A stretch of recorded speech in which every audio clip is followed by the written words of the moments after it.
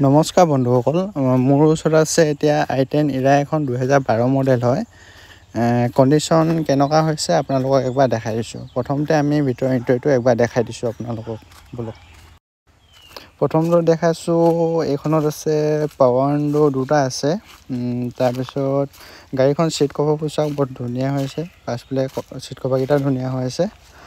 তাৰপিছত এই লাইট চাইটবোৰ ধুনীয়াকৈ লাইট জ্বলি আছে। তাৰপিছত এইফালে LCD এখন আছে।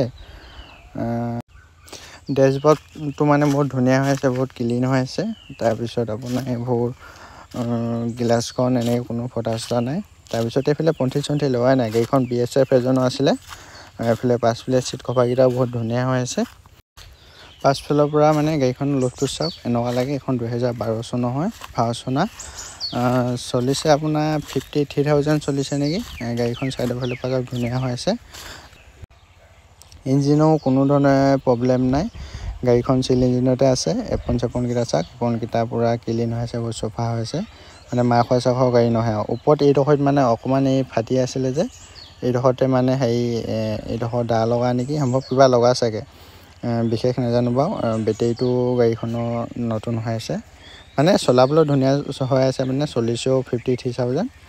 এইফালে লাইট চাইটবোৰ মানে ধুনীয়াকৈ লাগি আছে। ছিট কভাৰখিনি দেখিছে, ছিট কভাৰখিনি বহুত ধুনীয়া হৈ আছে, নতুনকৈ লগাই থৈ দিয়া আছে। লাইট চাইটবোৰ দেখিছে। এবাৰ পাছফালে ছিট কভাৰকেইটা চাওক, পাছফালে ছিট কভাৰকেইটা বহুত ধুনীয়া হৈছে। কিন্তু পাছফালেটো মেনুৱেল হয়,